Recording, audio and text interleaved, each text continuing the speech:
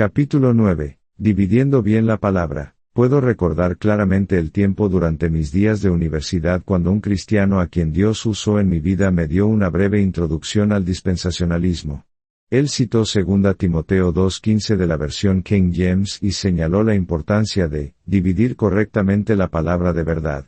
Luego me mostró las 7 dispensaciones de la Biblia de referencia Scofield. 1. Desde la creación hasta la caída, inocencia. 2. Desde la caída al diluvio, conciencia. 3. Desde el diluvio hasta el pacto abrahámico, gobierno humano. 4. Desde el pacto abrahámico al pacto mosaico, promesa. 5. Desde del pacto mosaico a la cruz, ley. 6. Desde la cruz hasta el rapto, gracia. Y 7. Desde el segundo advenimiento de Cristo hasta la eternidad, reino. Ahora que he rechazado el dispensacionalismo, sigo considerando este conjunto de divisiones, aparte de cualquier significado oculto que puedan tener los nombres de las diversas dispensaciones, como una forma razonable de dividir las dispensaciones, excepto que ya no soy un premilenialista o un pretribulacionista rapturista. Tampoco creo que 2 Timoteo 2:15 se refiera directamente a dividir la historia bíblica en diferentes economías divinas. La versión American Standard traduce este versículo, comienzo de cita. Manejando correctamente la palabra de verdad, fin de cita, que creo que transmite mejor la intención del versículo. Sin embargo, independientemente de cómo se interprete ese versículo, los cristianos han reconocido desde los primeros tiempos que Dios ha trabajado a través de diferentes economías espirituales en diferentes épocas. Dividir la historia bíblica en diferentes períodos dispensacionales no es distintivo del dispensacionalismo. Decir que todos los cristianos que hoy no ofrecen sacrificios de animales, y que no adoran en el día sábado hoy en día, son al menos dispensacionalistas en progreso es extremadamente simplista. El número particular y la elección de puntos de división históricos presentados por Scofield tampoco definen el dispensacionalismo. Los verdaderos distintivos se encuentran en un nivel más sutil. Creo que uno puede comenzar a ver al menos un distintivo real del dispensacionalismo que divide correctamente la palabra, al examinar la definición de Scofield de una dispensación. Comienzo de cita. Una dispensación es un periodo de tiempo durante el cual se prueba al hombre con respecto a la obediencia a alguna revelación específica de la voluntad de Dios. Fin de cita. Ahora es cierto que, en cada economía divina, Dios dio más revelaciones de sí mismo y de su voluntad, y el hombre fue responsable de responder a esa revelación en obediencia. También es cierto, como lo señalaron los dispensacionalistas, que el hombre, aparte de la gracia salvadora de Dios, siempre fallará en la prueba de obediencia debido a la naturaleza depravada del hombre.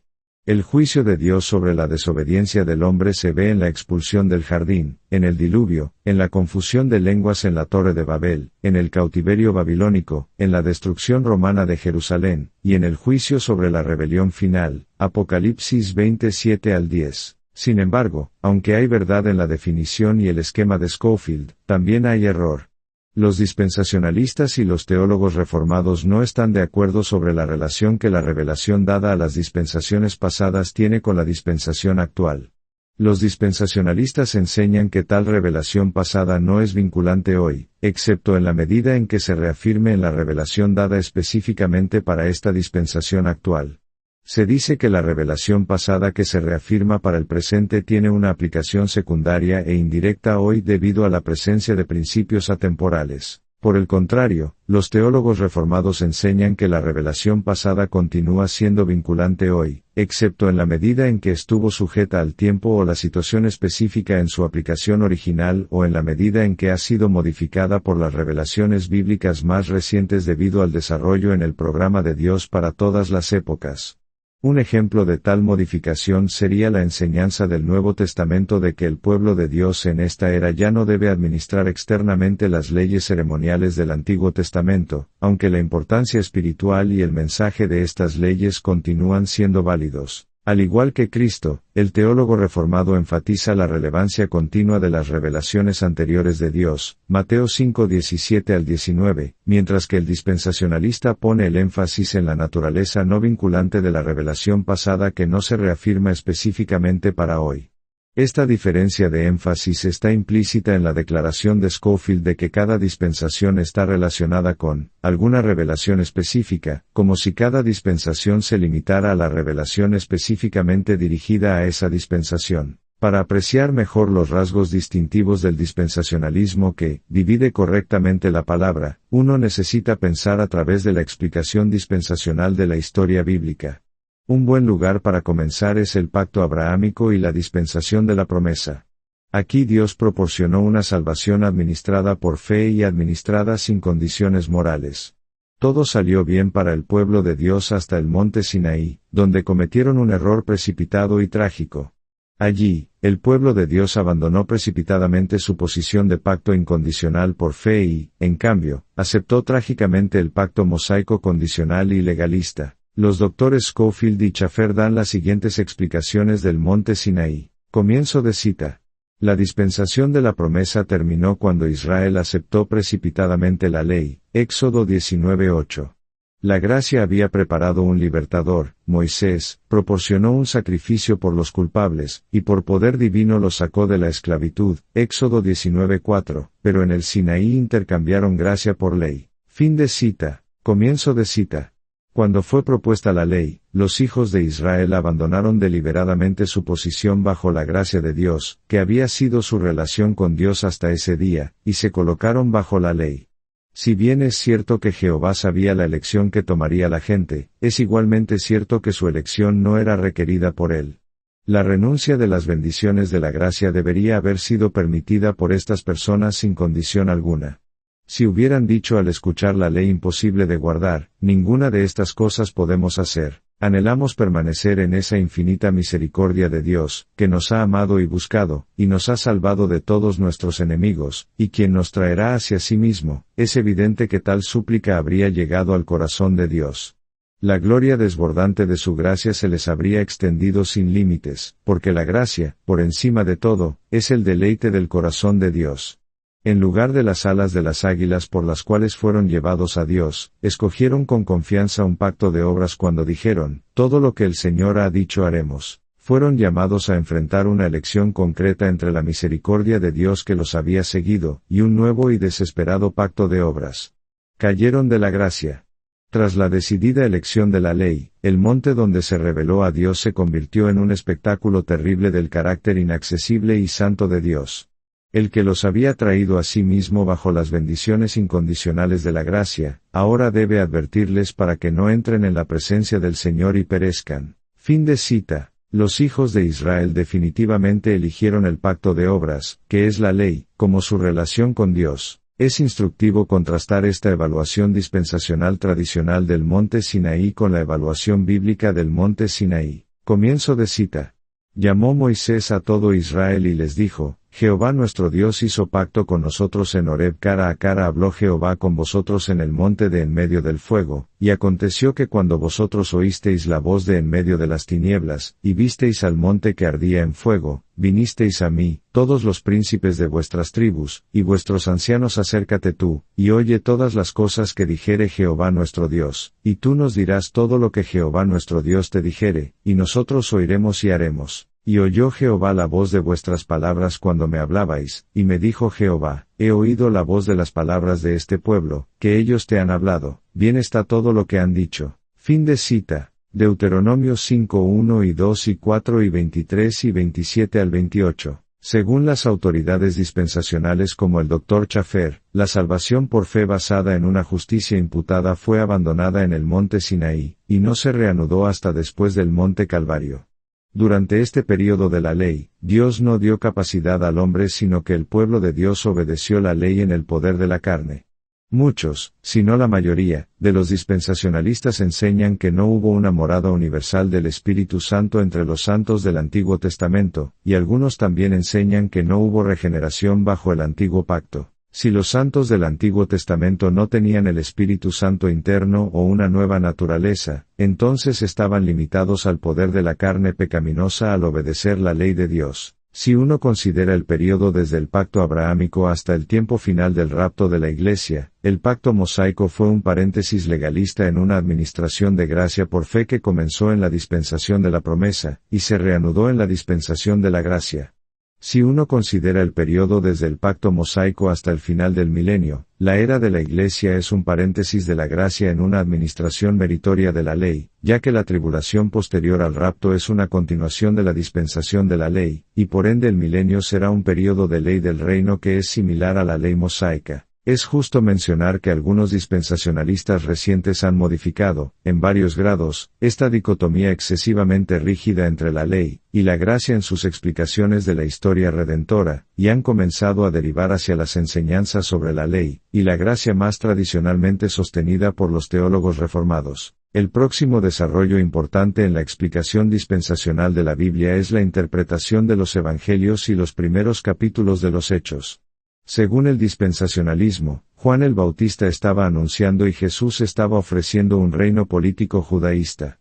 Aunque este era el tipo de reino que los dispensacionalistas dicen que los judíos esperaban y deseaban, Israel como nación rechazó a Cristo y su oferta. Al juzgar la incredulidad de Israel, Cristo pospuso el reino judío e inauguró la era de la Iglesia, entre paréntesis, y previamente no revelada. Debido a este análisis del ministerio de Cristo, los dispensacionalistas ven los evangelios como una combinación compleja de verdad relacionada directamente con tres dispensaciones diferentes: la ley, la gracia y el reino. La predicación de Juan el Bautista y el Sermón del Monte de Cristo fueron discursos legales relacionados con la verdad del reino judío, y no directamente destinados a la era de la Iglesia. Por ejemplo, el Dr. Schaffer, en su Teología Sistemática, hace el siguiente análisis dispensacional del Sermón del Monte predicado por Jesús. Comienzo de cita. En el Sermón del Monte hay un reconocimiento del Padre y del Mesías Hijo, pero no se encontrará ninguna referencia al Espíritu Santo cuyo ministerio permanente e ilimitado es un factor tan importante en esta era de la Iglesia.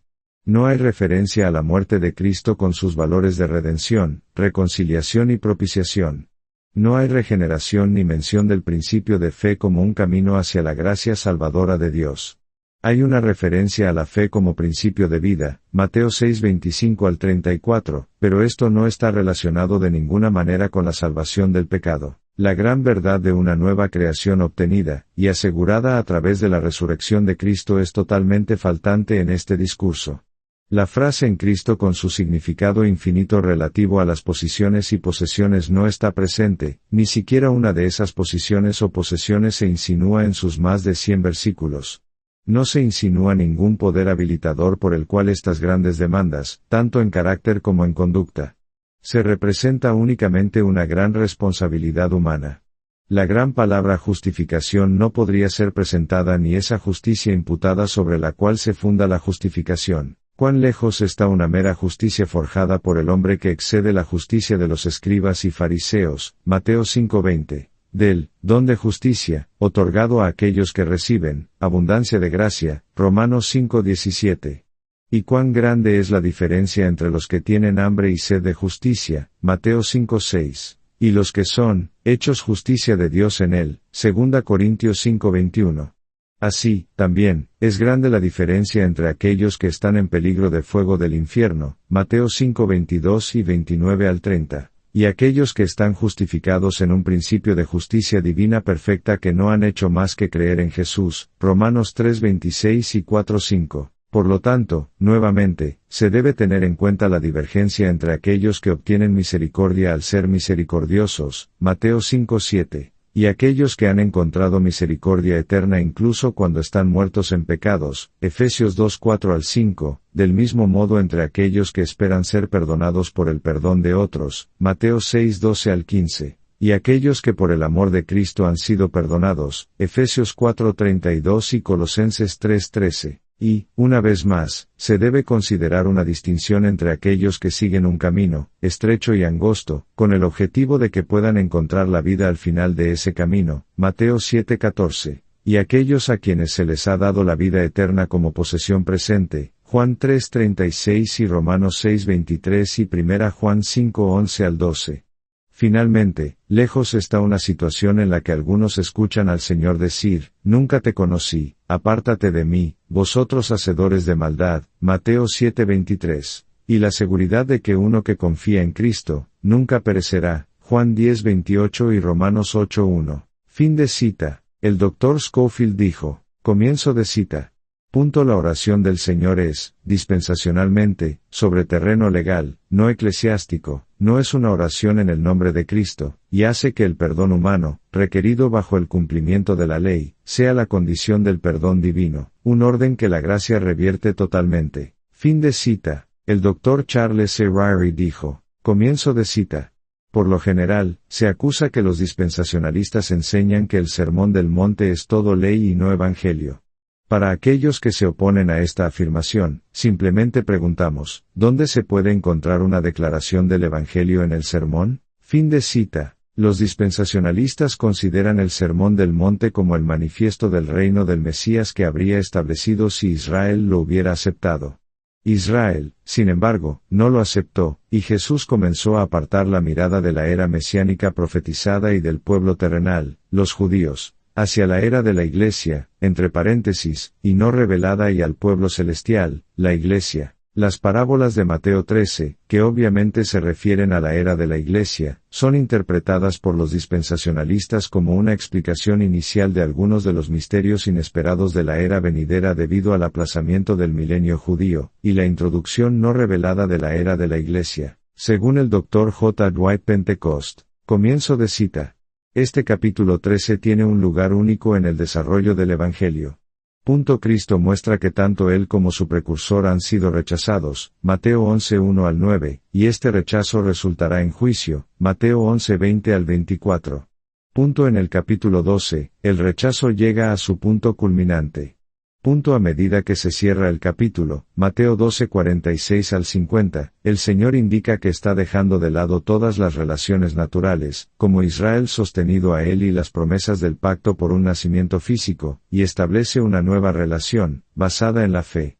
Dado que este reino fue objeto de un pacto irrevocable, era impensable que pudiera ser abandonado. El capítulo presenta los eventos en el desarrollo del programa del reino desde el momento de su rechazo hasta que se recibe cuando la nación le da la bienvenida al rey en su segundo advenimiento. Fin de cita. Comienzo de cita. La forma misteriosa del reino, entonces, hace referencia a la era entre los dos advenimientos de Cristo. Los misterios del reino de los cielos describen las condiciones que prevalecen en la tierra mientras tanto el rey está ausente. Estos misterios relacionan así esta era actual con los propósitos eternos de Dios con respecto a su reino. Fin de cita. El Dr. Pentecost da su interpretación dispensacional de estas parábolas del reino en forma de misterio. La parábola del trigo y la cizaña tiene una referencia primaria a Israel durante el período de tribulación. La parábola de la semilla de mostaza enseña que la era de la Iglesia se caracteriza por un crecimiento externo anormal, y lo que iba a ser una hierba se ha convertido en un árbol, se ha convertido en una monstruosidad, y se ha convertido en el lugar de descanso de las aves metafóricas que representan a los enemigos del programa de Dios. La parábola de la levadura revela que surgirá un sistema religioso que introducirá un elemento corruptor en la doctrina de la persona de Cristo. La parábola del tesoro escondido representa la relación de Israel con esta era actual, y la parábola de la perla de gran precio se relaciona con la Iglesia de Cristo que, como una perla, solo puede convertirse en su adorno al ser sacado del lugar en el que se formó, es decir, el rapto. Después de enseñar las parábolas del reino en forma de misterio, Cristo comenzó a hablar tanto de la era de la Iglesia, entre paréntesis, como de la futura tribulación judía, y el milenio cuando se reanudaría el programa del reino profetizado pero pospuesto. Mateo 16-18 es donde Cristo reveló abiertamente sus planes para establecer la Iglesia. Como señalamos en un capítulo anterior, los dispensacionalistas argumentan que la declaración de Cristo, construiré mi iglesia, es un fuerte argumento de que la iglesia era entonces absolutamente una nueva entidad espiritual. Mateo 18-17 es donde Cristo enseña sobre la verdadera disciplina en la iglesia. El discurso del Monte de los Olivos, Mateo 24, es una profecía detallada del período de tribulación judío de 7 años, después del rapto de la iglesia. El discurso del aposento alto, Juan 14 al 16, que ocurrió unos días después es verdad de la Iglesia. Los apóstoles en Hechos 1:6 representaron al remanente judío cuando le preguntaron al Cristo resucitado si él iba a restaurar el reino a Israel. En Hechos 2, en Pentecostés, los discípulos predicaron la verdad de la Iglesia. Según algunos dispensacionalistas, los apóstoles en Hechos 3:12 al 26 nuevamente ofrecieron el reino judaísta a la nación judía por última vez. Si los judíos hubieran aceptado esta nueva oferta, el rapto de la iglesia habría ocurrido, y el período de tribulación judía de 7 años habría comenzado después de una edad de la iglesia extremadamente corta. Después de Pentecostés, Pablo, el apóstol de los gentiles, fue llamado y el énfasis se alejó progresivamente de Israel hacia la formación de la iglesia mayormente gentil. El resto del libro de los Hechos es visto por los dispensacionalistas como definitivamente la verdad de la iglesia. Un problema para el dispensacionalista es la referencia frecuente al reino tanto en Hechos como en las epístolas escritas durante ese período. Los dispensacionalistas explican que el reino allí mencionado no es el reino teocrático mesiánico de la profecía del Antiguo Testamento, sino que es el gobierno soberano no teocrático de la providencia de Dios o es, el reino en forma misteriosa, de Mateo 13, que los dispensacionalistas interpretan como un nombre aplicable a la edad de la iglesia fuera del reino. El dispensacionalista Dr. Paul Leetan explica la relevancia actual del reino de la siguiente manera. Comienzo de cita. Es cierto que el reino prometido por los profetas fue pospuesto cuando el Mesías en la persona de Jesucristo fue rechazado. Sin embargo, durante la era actual entre los advenimientos, el reino está presente anticipadamente y tiene su manifestación actual. Fin de cita. Explicaciones como estas no satisfacen a los ultradispensacionalistas que ven los hechos, y las epístolas de ese período como la verdad judía, y no como la verdad para la iglesia posterior del cuerpo gentil paulino y la novia de Cristo. La mayoría de los dispensacionalistas creen que la era de la iglesia, entre paréntesis, terminará con un rapto secreto antes del comienzo de un período de tribulación judía de 7 años que se identifica como la 70ª de las 70 semanas de Daniel 9. Los santos que están vivos en ese momento serán transformados en cuerpos de resurrección, y luego serán arrebatados para encontrarse con el Señor en el aire. 1 Tesalonicenses 4:16 al 17. Los dispensacionalistas definen a los muertos en Cristo, que resucitan justo antes del rapto como los santos fallecidos que fueron salvos después del Pentecostés de Hechos 2. Según el Dr. John F. Walvoord. Comienzo de cita. La expresión los muertos en Cristo resucitarán primero, 1 Tesalonicenses 4:16, parece incluir solo a la iglesia. Los santos del Antiguo Testamento nunca se describen con la frase en Cristo. Fin de cita. Después de la tribulación, Cristo regresará y resucitará a los salvados de todas las edades, excepto, por supuesto, los santos, en Cristo, que resucitaron o fueron raptados 7 años antes. La tierra estará poblada por los creyentes que sobrevivieron al período de tribulación, y todos los santos resucitados de todas las edades irán a morar en la Jerusalén celestial que descenderá sobre Palestina durante el milenio. Cristo atará a Satanás, establecerá un reino nacional judío y reinará tanto en la tierra como desde la ciudad celestial por 1000 años. La muerte será rara o incluso inexistente, excepto como medida de castigo penal al pecado contumaz. Los espíritus de los malvados que viven durante el milenio, luego de morir irán al infierno a esperar el juicio final, y he escuchado la opinión de que los santos que mueren durante el milenio serán resucitados inmediatamente, y entrarán en la ciudad celestial como santos resucitados. Al final del milenio, Satanás será desatado e inspirará una revuelta militar que Cristo sofocará rápidamente. Los santos milenarios terrenales serán juzgados, y transformados a cuerpos resucitados y al estado eterno. Entonces los muertos no salvos de todas las edades serán resucitados, y condenados con Satanás al lago de fuego en el juicio del gran trono blanco. La tierra será purgada con fuego, los nuevos cielos y la nueva tierra se formarán, la ciudad celestial descenderá a la tierra y comenzará la eternidad. Esta es la explicación dispensacional básica de la historia redentora. Una diferencia significativa entre esta visión de la historia redentora, y la visión reformada de la historia redentora es el tema unificador. En la interpretación reformada, el tema unificador que es la clave para comprender el desarrollo de la historia redentora es la obra salvadora de Jesucristo. Dios creó a Adán y le dio la tierra para gobernar y dominar. Debido a la caída de Adán en el pecado, la tierra fue maldecida y el hombre se convirtió en un siervo del pecado y de Satanás. Dios inmediatamente prometió una simiente venida de mujer que vencería a Satanás y revertiría los efectos de la caída. El resto de la historia redentora es la historia en desarrollo de la restauración de la herencia y autoridad terrenales del hombre caído a través del trabajo de la simiente redentora a favor de su pueblo. La teocracia del Israel del Antiguo Testamento encaja en este drama redentor como una promesa localizada, y una prefiguración del imperio venidero del reino perfecto, y la herencia terrenal eterna que el Cristo establecerá para su pueblo, y como el medio nacional a través del cual Cristo fue traído al mundo. A través de la obra histórica de Jesucristo, Satanás fue derrotado y Jesús de Nazaret, que es completamente hombre y completamente Dios, fue exaltado al lugar de toda autoridad en el cielo y en la tierra. En esta era, Cristo está ejerciendo su autoridad, las naciones están siendo discipuladas, y el gobierno universal de Cristo sobre los hombres se está extendiendo a las partes más remotas de la tierra. El drama de la redención encontrará su cumplimiento final en la nueva tierra glorificada de Apocalipsis 21 después de que Cristo regrese. El dispensacionalista rechaza este concepto de unidad cristológico-soteriológica con la historia redentora, y también afirma ser el único que tiene un concepto adecuado de revelación progresiva. El Dr. John F. Walvoord hace las siguientes observaciones. Comienzo de cita.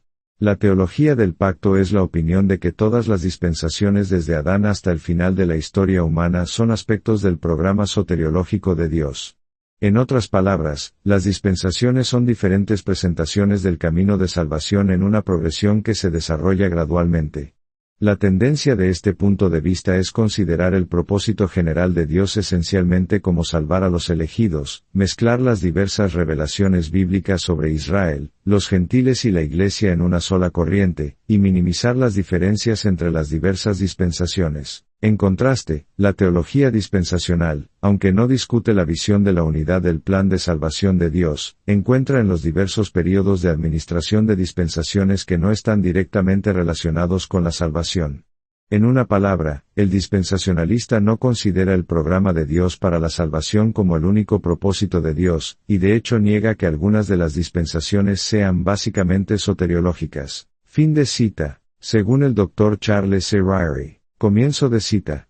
El teólogo del pacto en su celo por ver a Cristo presente a lo largo de la historia de la redención, es culpable de superponerlo arbitrariamente en el Antiguo Testamento. Él hace lo mismo con la doctrina de la Iglesia, y con el concepto de salvación a través de la fe en Cristo. Fin de cita. Comienzo de cita. La camisa de fuerza hermenéutica que la teología del pacto impone a las Escrituras da como resultado la interpretación del Nuevo Testamento a la luz del Antiguo Testamento y una interpretación tipológica artificial. Fin de cita. Comienzo de cita. Solo el dispensacionalismo hace justicia al concepto apropiado del progreso de la revelación. La teología del pacto. Debido a la rigidez de su principio unificador del pacto de la gracia nunca puede mostrar dentro de su sistema el progreso adecuado de la revelación. Solo el dispensacionalismo puede hacer que los sucesos históricos, y las sucesiones se vean bajo su propia luz, y no se reflejen en la luz artificial de un pacto general. Fin de cita. Comienzo de cita. Por un lado, solo el dispensacionalismo tiene un principio unificador lo suficientemente amplio como para hacer justicia a la unidad del progreso de la revelación. Por otro lado, hace justicia al carácter distintivo de las diversas etapas en ese progreso. La teología del pacto solo puede enfatizar la unidad y, al hacerlo, la enfatiza demasiado hasta que se convierta en la única categoría de interpretación gobernante. Fin de cita. A pesar de las audaces afirmaciones del Dr. Ryrie, el dispensacionalismo proporciona una base inadecuada para demostrar la unidad de la palabra de Dios. ¿Cuál es el tema unificador que mantiene unida la explicación dispensacional de la historia redentora? Yo creo que es el reino teocrático. El Dr. Louis Sperry Chafer rastrea el reino teocrático desde el tiempo de los jueces hasta la eternidad, y el Dr. J. Dwight Pentecost lo rastrea desde el Edén hasta la eternidad. La era de la Iglesia encaja en esta explicación de la historia redentora como un paréntesis en la progresión. Incluso sería hipotéticamente posible omitir por completo la era de la Iglesia. El Dr. Louis Sperry Chafer ha dicho lo siguiente sobre la naturaleza, entre paréntesis, de la era de la Iglesia. Comienzo de cita. Pero para la intercalación de la Iglesia, que fue totalmente imprevista y no está relacionada con ningún propósito divino que la precede o la sigue, se esperaría que Israel pasara directamente de la crucifixión a su reino, porque no fue la muerte de Cristo, y su resurrección lo que exigió el aplazamiento, sino más bien una era imprevista. No debería requerir un gran esfuerzo notar que el reconocimiento de esta época, totalmente imprevisto, totalmente ajeno y en sí mismo una estricta intercalación, es la clave para la comprensión de todo el programa de Dios en las edades, y sin esa clave solamente resulta confusión. Fin de cita. Mi opinión es que un tema unificador que lógicamente puede omitir una etapa de desarrollo importante y significativa no es un tema unificador adecuado. El Dr. Charles C. Ryrie enseña que la gloria de Dios es el tema unificador en la historia redentora. Comienzo de cita. Ningún dispensacionalista minimiza la importancia del propósito salvador de Dios en el mundo. Pero que esto sea el plan general de Dios o incluso su propósito principal, está abierto a cuestionamiento. El dispensacionalista ve un propósito más amplio en el programa de Dios para el mundo que la salvación, y ese propósito es su propia gloria. Para el dispensacionalista, la gloria de Dios es el principio rector y el propósito general, y el programa soteriológico es uno de los principales medios empleados para llevar a cabo la mayor demostración de su propia gloria. La salvación es parte integrante del programa de Dios, pero no puede equipararse con el propósito en sí mismo. El principio unificador de la teología del pacto es en la práctica, soteriológico. El principio unificador del dispensacionalismo es doxológico, o la gloria de Dios cuando Él manifiesta su carácter en las diferentes mayordomías otorgadas al hombre. Fin de cita. Los teólogos reformados creen que la gloria de Dios es el propósito final de todo lo que sucede, pero no el tema unificador que une el drama de la historia redentora. Como la gloria de Dios es el propósito final de todo lo que sucede, cada segmento de la historia redentora está relacionado con la gloria de Dios. Pero encontrar un factor común en esos segmentos no es lo mismo que demostrar que cierto tema se desarrolla y revela progresivamente en esos segmentos. El Dr. Ryrie enumera 5 propósitos a través de los cuales la gloria de Dios se manifiesta en la historia redentora: el programa de redención, el programa de Israel, el castigo de los impíos, el plan para los ángeles y la gloria de Dios a través de la naturaleza. El examen revelará que estos no son 5 propósitos independientes cuyo único vínculo común es la gloria de Dios. El castigo de los impíos, el plan para los ángeles y la gloria de Dios a través de la naturaleza, están relacionados progresiva y evolutivamente con el programa de redención. En la historia redentora, los ángeles funcionan como espíritus ministradores, enviados para ministrar a los que serán herederos de la salvación. Hebreos 1:14, como agentes del castigo de los impíos y como miembros de la corte divina. El plan para los ángeles, en la historia de la redención es principalmente un subpropósito bajo el programa de redención, y el castigo de los impíos. Incluso cuando los ángeles aparecen en la historia de la redención como miembros de la corte divina, son parte de una visión de Dios que es una parte reveladora del programa de redención. El castigo de los impíos no es más que la otra cara de la moneda del programa de redención, y la gloria de Dios a través de la naturaleza es una base de juicio para los impíos, Romanos 1:20, y una base de alabanza para los redimidos, Salmo 19. También está relacionado con el programa de redención, en el sentido de que la nueva tierra glorificada será la herencia eterna de los santos. Cuando uno llega al núcleo real de este tema unificador doxológico con sus 5 propósitos secundarios, uno encuentra un programa del reino teocrático para Israel, y un programa soteriológico con 4 propósitos secundarios. El programa del reino teocrático para Israel es inadecuado como un tema unificador de la historia redentora, y los dispensacionalistas rechazan el programa soteriológico como un tema unificador. Aceptar el programa soteriológico como tema unificador resultaría lógicamente en un pueblo de Dios soteriológicamente unido, lo que destruiría el dispensacionalismo. Dividir la historia bíblica en una progresión de dispensaciones no es exclusivo de los dispensacionalistas. Todos los teólogos hacen eso. Lo que es característico del dispensacionalista consistente es que sufre un caso agudo de endurecimiento de categorías. Habiendo rechazado en la práctica la unión tipológica y orgánica de los 2 testamentos que manifiestan a Cristo y su obra salvadora, el dispensacionalista consecuente ha adoptado una visión de la historia bíblica de 2 programas y 2 personas en la que la era de la Iglesia es un paréntesis lógicamente innecesario en el programa divino y, desde la perspectiva de los profetas del Antiguo Testamento, una idea divina de último momento y de ajuste. Mi propia opinión, para usar un juego de palabras, es que interpretar consistentemente las escrituras a través de la rígida red de suposiciones dispensacionales tiene el potencial de convertir el pan bíblico en trigo teológico triturado. Afortunadamente, muchos dispensacionalistas de hoy en día son dispensacionalistas moderados que no son tan rígidos cuando se trata de interpretación dispensacional y teología, y que han tenido poca exposición real a los trabajos dispensacionales clásicos y definitivos de hombres como Chafer y Scofield, donde estas dicotomías dispensacionales son presiones muy rígidas.